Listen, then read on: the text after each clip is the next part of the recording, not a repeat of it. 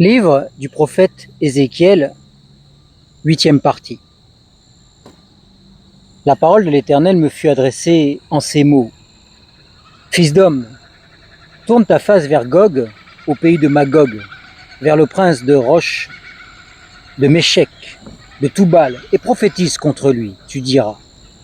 Ainsi parle le Seigneur l'Éternel. Me voici contre toi, Gog, prince de Roche, de Méchec et de Toubal. Je t'entraînerai et je mettrai une boucle à tes mâchoires. Je te ferai sortir, toi et toute ton armée, chevaux et cavaliers, tous vêtus à la perfection, rassemblement nombreux portant le grand et le petit bouclier, tous maniant l'épée, et avec ceux de Perse, d'Éthiopie et de Pout, tous portant le bouclier et le casque, Gomère et toutes ses troupes, la maison de Torgama au plus profond du nord et toutes ses troupes, peuples nombreux qui sont avec toi. Prépare-toi, tiens-toi prêt, toi et tout ce rassemblement autour de toi. Tu seras leur garde. Dans un avenir lointain, tu seras établi dans tes fonctions. À la fin des temps, tu marcheras contre le pays dont les habitants échappés à l'épée auront été réunis au milieu de peuples nombreux, sur les montagnes d'Israël qui demeuraient toujours désertes. Sortis du milieu des peuples, ils seront tous en sécurité dans leur demeure. Tu monteras, tu deviendras comme un ouragan.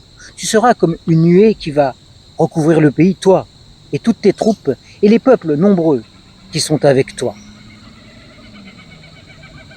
Ainsi parle le Seigneur l'Éternel.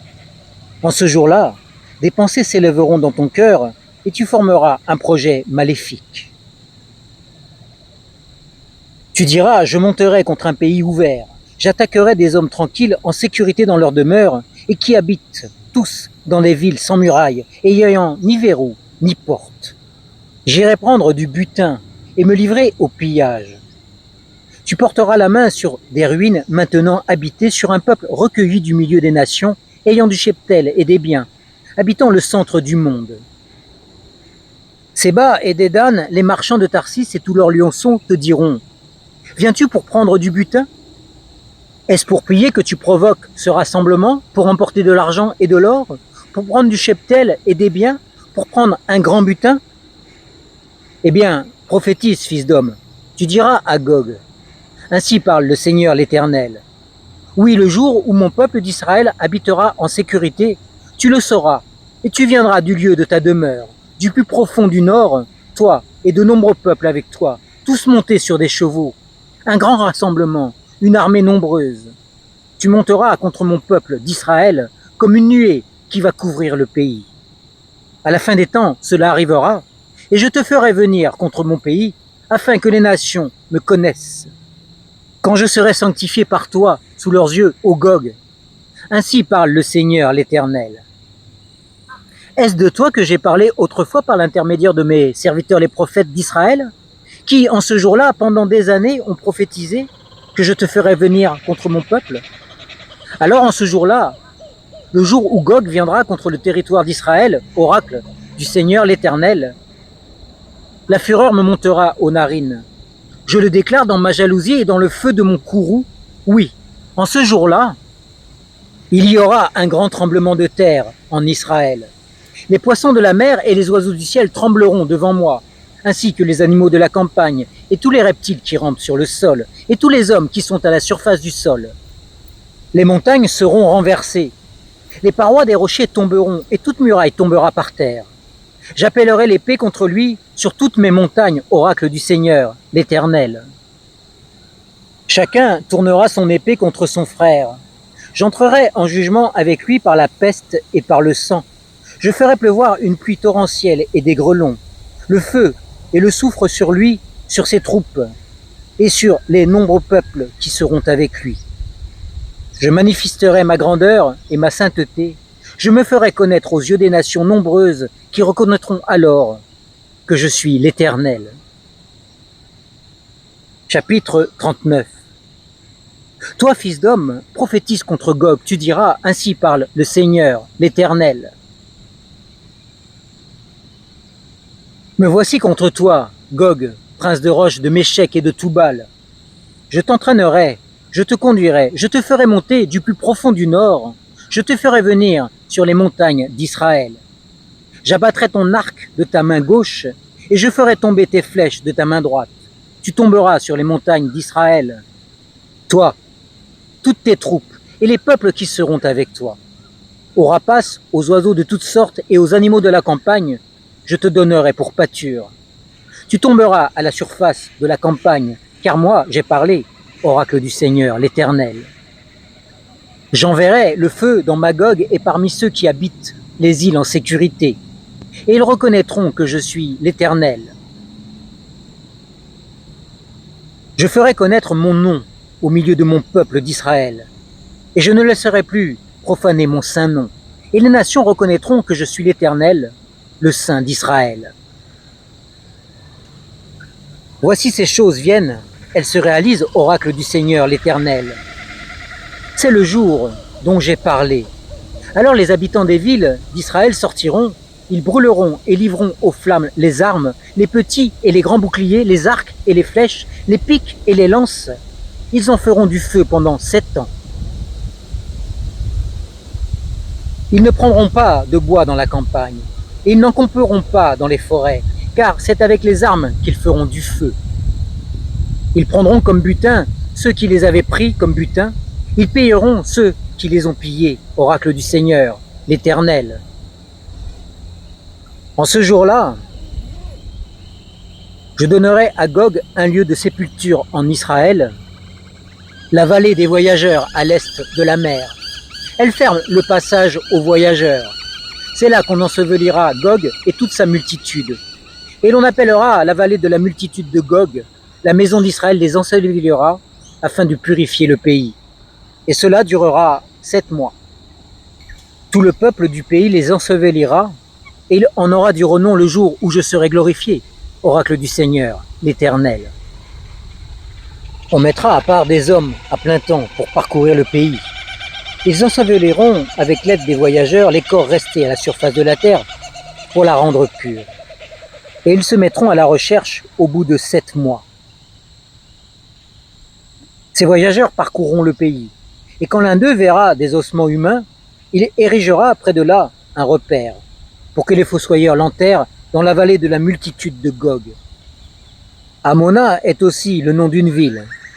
C'est ainsi qu'on purifiera le pays. Toi, fils d'homme, ainsi parle le Seigneur, l'Éternel. Dis aux oiseaux de toutes sortes et à tous les animaux de la campagne, rassemblez-vous, venez, réunissez-vous de toutes parts, pour mon sacrifice, celui que j'immole moi-même pour vous, grand sacrifice sur les montagnes d'Israël. Vous mangerez de la chair et vous boirez du sang. Vous mangerez la chair des héros et vous boirez le sang des princes de la terre, béliers, agneaux, boucs, taureaux, tous engraissés sur le basan. Vous mangerez de la graisse à satiété et vous boirez du sang jusqu'à l'ivresse, à mon sacrifice que j'immole pour vous. Vous vous rassasierez à ma table de la chair des chevaux et des coursiers, de la chair des héros et de tous les hommes de guerre, oracle du Seigneur l'Éternel. Je manifesterai ma gloire parmi les nations, et toutes les nations verront les jugements que j'exercerai et ma main que je poserai sur elles. La maison d'Israël reconnaîtra que je suis l'Éternel, son Dieu, dès ce jour et à l'avenir. Les nations reconnaîtront que c'est à cause de ses fautes que la maison d'Israël a été déportée, à cause de ses infidélités envers moi. Aussi leur ai-je caché ma face, et je les ai livrés entre les mains de leurs adversaires, afin qu'ils tombent tous par l'épée. Je les ai traités selon leurs souillures et leurs crimes, et je leur ai caché ma face. Eh bien, ainsi parle le Seigneur, l'Éternel. Maintenant je ramènerai les captifs de Jacob, j'aurai pitié de toutes les maisons d'Israël, et je serai jaloux de mon saint nom. Alors, ils oublieront leur opprobre et toutes les infidélités qu'ils ont commises envers moi. Ils habiteront en sécurité sur leur territoire, sans que personne les trouve. Quand je les ramènerai d'entre les peuples, quand je les rassemblerai des pays de leurs ennemis, je serai sanctifié par eux aux yeux de beaucoup de nations. On reconnaîtra que je suis l'Éternel, leur Dieu, qui les avait déportés chez les nations et qui les réunit sur leur territoire.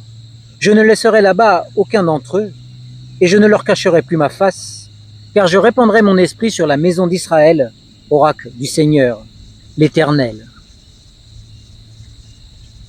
Chapitre 40. La 25e année de notre déportation, au commencement de l'année, le 10 du mois, 14 ans après la ruine de la ville, ce jour-là, la main de l'Éternel fut sur moi, et il me conduisit là-bas. Dans des visions divines, il me conduisit dans le pays d'Israël et me déposa sur une montagne très élevée, où se trouvaient au Midi comme les bâtiments d'une ville. Il me conduisit là-bas, et voici qu'il y avait un homme dont l'aspect était comme l'aspect du bronze. Il avait dans la main un cordon de lin et une canne à mesurer, et il se tenait près du porche. Cet homme me dit, « Fils d'homme, regarde de tes yeux et écoute de tes oreilles. Applique ton attention à tout ce que je vais te faire voir, car tu as été conduit ici pour regarder. Explique à la maison d'Israël tout ce que tu vas voir. Voici qu'une muraille extérieure entourait la maison de tous côtés. Dans la main de l'homme était une canne à mesurer de 6 coudées, chaque coudée ayant un palme de plus que la coudée ordinaire. Il mesura la largeur de la construction, une canne, et sa hauteur, une canne. Il alla vers le porche dont la façade est à l'est et en monta les marches. Il mesura le seuil du porche, une canne en largeur rien que pour le seuil. Chaque loge était longue d'une canne et large d'une canne. Il y avait 5 coudées entre les loges. Le seuil du porche près du vestibule du porche à l'intérieur avait une canne. Il mesura le vestibule du porche à l'intérieur, une canne. Il mesura le vestibule du porche 8 coudées et ses piliers 2 coudées. Le vestibule du porche était à l'intérieur. Les loges du porche oriental étaient au nombre de 3 d'un côté et de 3 de l'autre. Toutes les 3 avaient la même dimension et les piliers de chaque côté avaient aussi la même dimension. Il mesura la largeur de l'ouvrage du porche 10 coudées et la largeur du porche 13 coudées. Il y avait devant les loges un espace d'une coudée de côté et de l'autre. Chaque loge avait 6 coudées d'un côté et 6 coudées de l'autre. Il mesura le porche depuis le toit d'une loge jusqu'au toit de l'autre. Il y avait une largeur de 25 coudées entre les 2 ouvertures opposées. Il fit de même pour les piliers, 60 coudées. Vers le pilier, le parvis était tout autour du porche. L'espace entre le porche d'entrée et le vestibule du porche intérieur était de 5 coudées. Il y avait des fenêtres grillagées aux loges et à leurs piliers à l'intérieur du porche tout autour. Il y avait aussi des fenêtres dans les vestibules tout autour intérieurement. Les palmes étaient sculptées sur les piliers. Il me conduisit dans le parvis extérieur où se trouvaient des chambres et un dallage aménagé tout autour du parvis. Il y avait 30 chambres sur ce dallage. Le dallage était aux côtés des porches et correspondait à la longueur des porches. C'était le dallage inférieur. Il mesura la largeur depuis la façade du porche inférieur jusqu'au bord du parvis intérieur, 100 coudées à l'est et au nord. Il mesura la longueur et la largeur du porche dont la façade était au nord du parvis extérieur. Ses loges, 3 d'un côté et 3 de l'autre, ses piliers et ses vestibules avaient la même dimension que le premier porche, 50 coudées de longueur et 25 coudées de largeur. Ses fenêtres, ses vestibules, ses palmes avaient la même dimension que le porche dont la façade était à l'est. On y montait par 7 marches, devant lesquelles étaient ses vestibules. Il y avait un porche au parvis intérieur, vis-à-vis du porche nord et vis-à-vis du porche est. Il mesura la distance d'un porche à l'autre, 100 coudées. Il me fit aller du côté sud où se trouvait le porche sud, et il en mesura les piliers et les vestibules qui avaient les mêmes dimensions. Ce porche et ses vestibules avaient des fenêtres tout autour, comme les autres fenêtres. Il avait 50 coudées de longueur et 25 coudées de largeur. On y montait par 7 marches, devant lesquelles étaient ses vestibules. Il y avait de chaque côté des palmes sur ses piliers. Le parvis intérieur avait un porche du côté sud. Il mesura la distance d'un porche à l'autre au sud, 100 coudées. Il me conduisit dans le parvis intérieur par le porche sud. Il mesura le porche sud qui avait les mêmes dimensions. Ses loges, ses piliers et ses vestibules avaient la même dimension. Ce porche et ses vestibules avaient des fenêtres tout autour. Il avait 50 coudées de longueur et 25 coudées de largeur. Il avait tout autour des vestibules de 25 coudées de longueur et de 5 de largeur. Ces vestibules aboutissaient au parvis extérieur. Il y avait des palmes sur ces piliers et 8 marches pour y monter. Il me conduisit dans le parvis intérieur par l'est. Il mesura le porche qui avait les mêmes dimensions. Ces loges, ces piliers et ces vestibules avaient les mêmes dimensions. Ce porche et ces vestibules avaient des fenêtres tout autour. Ils avaient 50 coudées de longueur et 25 coudées de largeur. Ces vestibules aboutissaient au parvis extérieur. Il y avait de chaque côté des palmes sur ces piliers et 8 marches pour y monter. Il me conduisit vers le porche nord. Il le mesura. Il avait les mêmes dimensions. Ainsi que ces loges, ces piliers, ces vestibules, il avait des fenêtres tout autour. Il avait 50 coudées de longueur et 25 coudées de largeur. Ces piliers aboutissaient au parvis extérieur. Il y avait de chaque côté des palmes sur ces piliers et 8 marches pour y monter. Il y avait une chambre dont l'ouverture était au milieu du pilier des porches. C'est là que l'on devait laver les holocaustes. Dans le vestibule du porche se trouvaient d'une part 2 tables et de l'autre 2 tables. On devait y égorger l'holocauste, le sacrifice pour le péché et le sacrifice de culpabilité. À l'un des côtés extérieurs, par où l'on montait à l'entrée du porche nord, il y avait 2 tables. Et à l'autre côté, vers le vestibule du porche, il y avait 2 tables. Il y avait aux côtés du porche 4 tables d'une part et 4 tables de l'autre, en tout 8 tables sur lesquelles on devait égorger les victimes. Il y avait encore pour les holocaustes 4 tables en pierre de taille, d'une coudée et demie de longueur, d'une coudée et demie de largeur et d'une coudée de hauteur. On devait y mettre un instrument avec lequel on égorgeait les victimes pour les holocaustes et pour les sacrifices. Des bordures mesurant 1 palme étaient adaptées à la maison tout autour et la chair des oblations devait être mise sur les tables. En dehors du porche intérieur, il y avait les chambres des chantres. Dans le parvis intérieur, l'une était à côté du porche nord et avait la façade au sud, l'autre était à côté du porche est et avait la façade au nord. Il me dit, cette chambre dont la façade est au sud est pour les sacrificateurs qui prennent soin du service de la maison. La chambre dont la façade est au nord est pour les sacrificateurs qui prennent soin du service de l'autel. Ce sont des fils de Tsadok qui, parmi les fils de Lévi, s'approchent de l'Éternel pour être à son service. Il mesura le parvis, 100 coudées de longueur et 100 coudées de largeur. En carré, l'autel était devant la maison. Il me conduisit dans le vestibule de la maison. Il mesura les piliers du vestibule, 5 coudées d'un côté et 5 coudées de l'autre. La largeur du porche était de 3 coudées d'un côté et de 3 coudées de l'autre. Le vestibule avait une longueur de 20 coudées et une largeur de 11 coudées. On y montait par des marches. Il y avait des colonnes près des piliers, l'un d'un côté et l'autre de l'autre. Chapitre 41. Il me conduisit dans le temple. Il mesura les piliers, 6 coudées de largeur d'un côté et 6 coudées de largeur de l'autre, largeur de la tente. La largeur de la porte était de 10 coudées. Les épaulements de la porte avaient 5 coudées d'un côté et 5 coudées de l'autre. Il mesura la longueur du temple, 40 coudées, et la largeur, 20 coudées. Puis il entra dans l'intérieur. Il mesura les piliers de la porte, 2 coudées, la porte 6 coudées et la largeur de la porte 7 coudées. Il mesura une longueur de 20 coudées et une largeur de 20 coudées à l'avant du temple, et il me dit, c'est ici le Saint des Saints.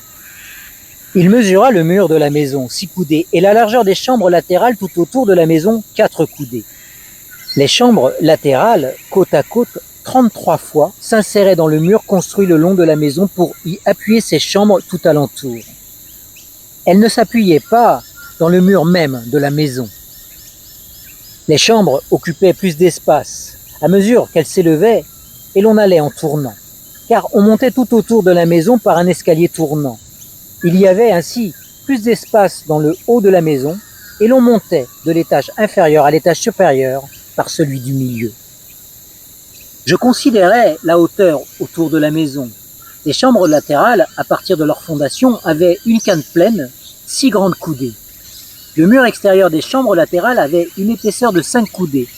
L'espace libre entre le bâtiment des chambres latérales et des chambres autour de la maison avaient une largeur de 20 coudées tout autour.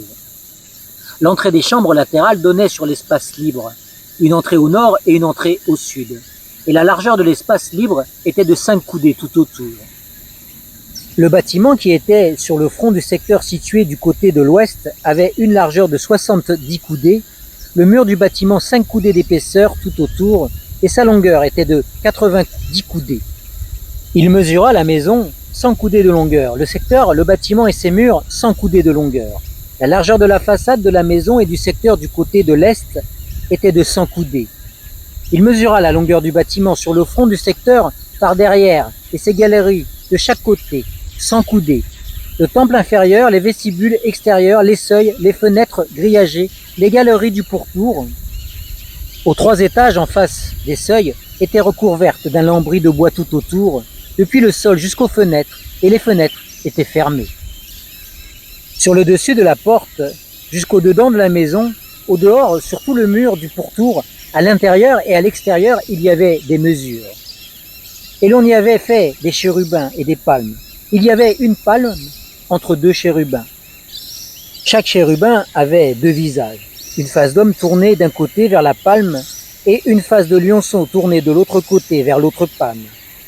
Ils en étaient ainsi tout autour de la maison.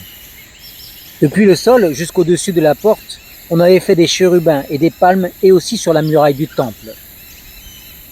Les encadrements de portes du temple étaient carrés et la façade du lieu saint avait le même aspect.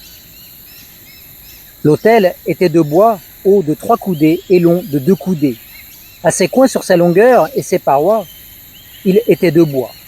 L'homme me dit, c'est ici la table qui est devant l'Éternel. Le temple et le lieu saint avaient 2 portes. Il y avait aussi aux portes 2 battants, qui tous 2 tournaient sur les portes, 2 battants pour une porte et 2 pour l'autre. On avait fait des chérubins et des palmes sur les portes du temple, comme on l'avait fait sur les murs. Un entablement en bois était sur la façade du vestibule en dehors. Il y avait des fenêtres grillagées et des palmes de part et d'autre aux côtés du vestibule, aux chambres latérales de la maison et aux entablements. Chapitre 42. Il me fit voir vers le parvis extérieur du côté du nord, et il me conduisit aux chambres qui étaient vis-à-vis du secteur, vis-à-vis du bâtiment du nord. Sur la façade, où se trouvait la porte nord, il y avait une longueur de 100 coudées, et la largeur était de 50 coudées. C'était vis-à-vis des 20 coudées du parvis intérieur et vis-à-vis du dallage du parvis extérieur, une galerie faisant face à une autre galerie en 3 étages. Devant les chambres, il y avait une allée large de 10 coudées vers l'intérieur et un chemin d'1 coudée. Leur porte donnait au nord.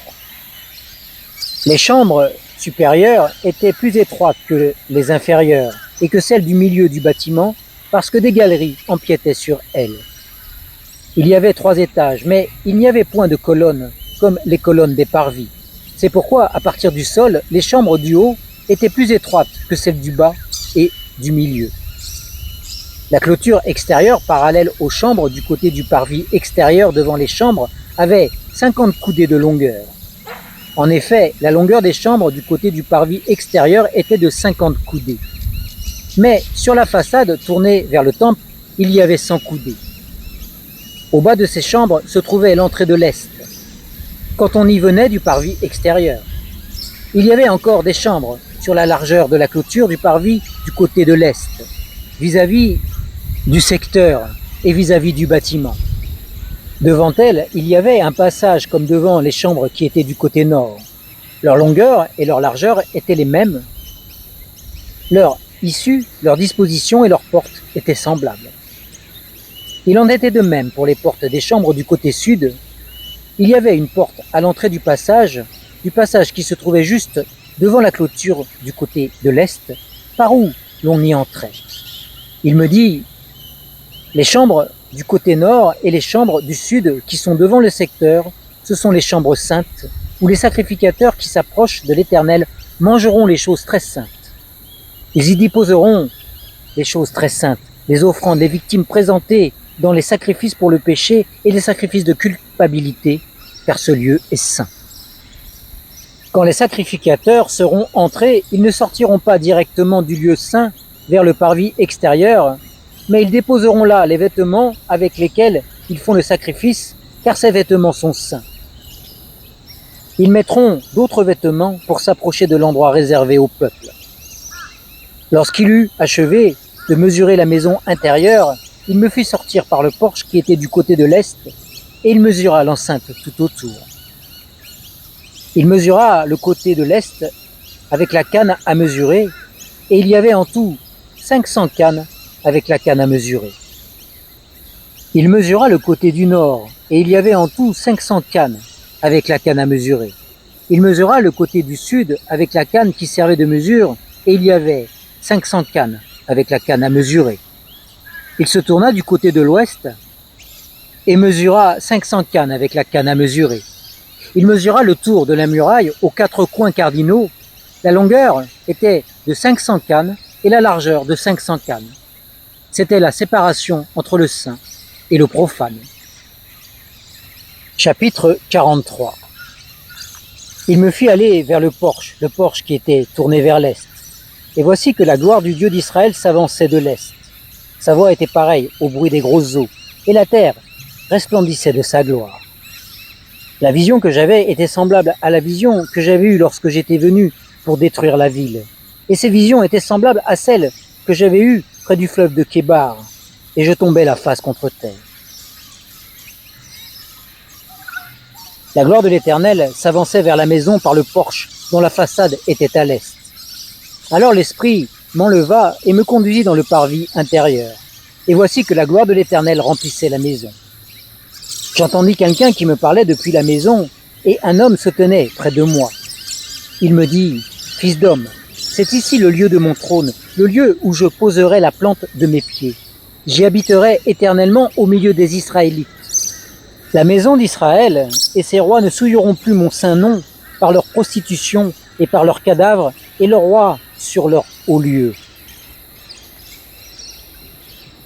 Ils mettaient leur seuil près de mon seuil, les poteaux de leurs portes près des poteaux de mes portes, et il n'y avait qu'un mur entre moi et eux. Ils ont ainsi souillé mon saint nom par les horreurs qu'ils ont commises. C'est pourquoi je les ai consumés dans ma colère. Maintenant, ils éloigneront de moi leur prostitution et les cadavres de leurs rois, et j'habiterai éternellement au milieu d'eux. Toi, fils d'homme, fais à la maison d'Israël la description de la maison, qu'ils soient confus de leurs fautes et qu'ils en mesurent le plan. S'ils sont confus en raison de tout ce qu'ils ont commis, fais-leur connaître la forme de cette maison, sa disposition, ses issues et ses entrées, tous ses desseins et toutes ses ordonnances, tous ses desseins et toutes ses lois. Mets-en la description sous leurs yeux. Ils observeront tous ces desseins et toutes ces ordonnances et ils les exécuteront. Telle est la loi de la maison, sur le sommet de la montagne. Tout le périmètre de ses limites est très saint. Voilà donc la loi de la maison.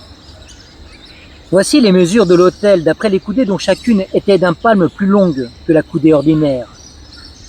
La cavité était d'une coudée et avait une coudée de largeur, et le rebord qui limitait son contour avait un empan de largeur. C'était le support de l'autel. Depuis la cavité au niveau du sol jusqu'au socle inférieur, il y avait 2 coudées et une coudée de largeur, et depuis le petit jusqu'au grand socle, il y avait 4 coudées et une coudée de largeur. Le foyer avait 4 coudées et 4 cornes s'élevaient du foyer. Le foyer avait 12 coudées de longueur, 12 coudées de largeur et formait un carré par ses 4 côtés. Le socle, avec 4 coudées de longueur sur 14 coudées de largeur à ses 4 côtés. Le rebord qui terminait son contour avait une demi-coudée. La cavité avait une coudée tout autour et ses marches étaient tournées vers l'est. Il me dit, « Fils d'homme, ainsi parle le Seigneur, l'Éternel. Voici les prescriptions au sujet de l'autel, pour le jour où l'on le construira, afin d'y offrir les holocaustes et d'y faire l'aspersion du sang. Tu donneras aux sacrificateurs lévites qui sont de la descendance de Tsadok et qui s'approchent de moi pour être à mon service, oracle du Seigneur l'Éternel, un jeune taureau comme sacrifice pour le péché. Tu prendras de son sang et tu en mettras sur les 4 cornes de l'autel, sur les 4 angles du socle et sur ce qui le limite tout autour. Tu Tu ôteras ainsi le péché de l'autel et tu en feras l'expiation. Tu prendras le taureau pour le péché et on le brûlera dans un lieu réservé de la maison en dehors du sanctuaire. Le second jour, tu présenteras un bouc sans défaut pour le péché et l'on ôtera le péché de l'autel comme on l'aura ôté au moyen du taureau. Quand tu auras achevé le sacrifice pour le péché, tu présenteras un jeune taureau sans défaut et un bélier sans défaut, pris dans le petit bétail. Tu les présenteras devant l'Éternel. Les sacrificateurs jetteront du sel sur eux et les offriront en holocauste à l'Éternel. Pendant 7 jours, tu feras chaque jour le sacrifice d'un bouc pour le péché. On fera également le sacrifice d'un jeune taureau et d'un bélier pris dans le petit bétail, l'un et l'autre, sans défaut. Pendant 7 jours, on fera l'expiation de l'autel, on le purifiera et on le consacrera. Lorsque ces jours seront accomplis, dès le 8e jour et dans la suite, les sacrificateurs offriront sur l'autel vos holocaustes et vos sacrifices de communion. Et je vous serai favorable, oracle du Seigneur, l'Éternel. Chapitre 44. Il me ramena vers le porche extérieur du sanctuaire, celui qui est tourné vers l'est. Il était fermé. L'Éternel me dit, ce porche sera fermé, il ne s'ouvrira pas et personne n'y passera, car l'Éternel, le Dieu d'Israël, est entré par là. Il restera fermé. Pour ce qui concerne le prince pourra s'y asseoir pour manger le pain devant l'Éternel. Il entrera par le chemin du vestibule du porche et il sortira par le même chemin. Il me conduisit vers le porche nord devant la maison. Je regardais et voici que la gloire de l'Éternel remplissait la maison de l'Éternel. Et je tombais la face contre terre. L'Éternel me dit, fils d'homme, applique ton attention et regarde de tes yeux. Écoute de tes oreilles tout ce que je te dirai au sujet de toutes les ordonnances de la maison de l'Éternel et de toutes ses lois. Considère attentivement l'accès de la maison et toutes les issues du sanctuaire. Tu diras aux rebelles, à la maison d'Israël, ainsi parle le Seigneur, l'Éternel. C'en est assez de toutes vos horreurs, maison d'Israël. Vous avez introduit dans mon sanctuaire des étrangers incirconcis de cœur et incirconcis de chair pour profaner ma maison. Au moment où vous présentiez mon pain, la graisse et le sang, on a rompu mon alliance au profit de toutes vos horreurs. Vous n'avez pas pris soin du service de mes choses saintes et vous avez installé ces gens-là pour prendre soin de mon service à votre place dans mon sanctuaire. Ainsi parle le Seigneur, l'Éternel. Aucun étranger incirconcis de cœur et incirconcis de chair n'entrera dans mon sanctuaire, aucun des étrangers qui seront au milieu des Israélites.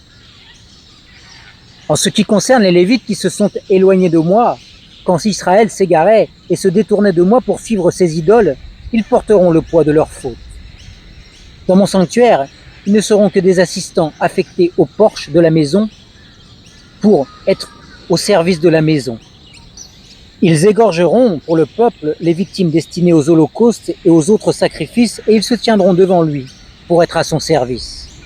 Parce qu'ils ont été à son service devant ses idoles et qu'ils ont été pour la maison d'Israël une pierre d'achoppement et la cause de sa faute, je leur fais serment à main levée, oracle du Seigneur l'Éternel, ils porteront le poids de leur faute.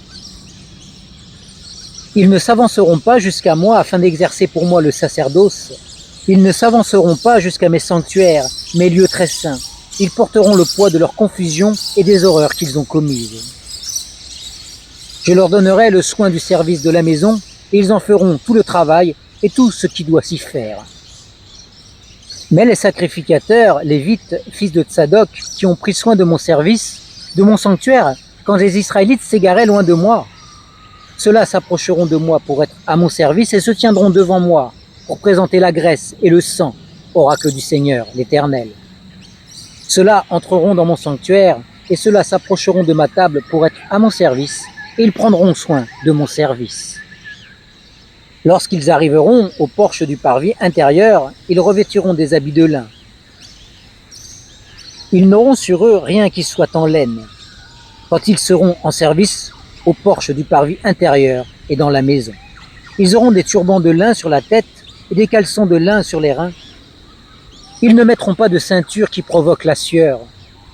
Lorsqu'ils sortiront pour aller dans le parvis extérieur vers le peuple, ils ôteront les vêtements avec lesquels ils font le service et les déposeront dans les chambres du lieu saint. Ils mettront d'autres vêtements afin de ne pas sanctifier le peuple par leurs vêtements. Ils ne se raseront pas la tête et ne laisseront pas non plus pousser leurs cheveux, mais ils devront tailler leurs chevelures. Aucun sacrificateur ne boira de vin lorsqu'il entrera dans le parvis intérieur. Ils ne prendront pour femme ni une veuve, ni une femme répudiée, mais ils prendront des vierges de la descendance de la maison d'Israël, ou une veuve si elle est la veuve d'un sacrificateur. Ils enseigneront à mon peuple à distinguer entre ce qui est saint et ce qui est profane, et lui feront connaître la différence entre ce qui est impur et ce qui est pur. En matière de contestation, ils se tiendront là en faveur du droit et ils jugeront d'après mes ordonnances.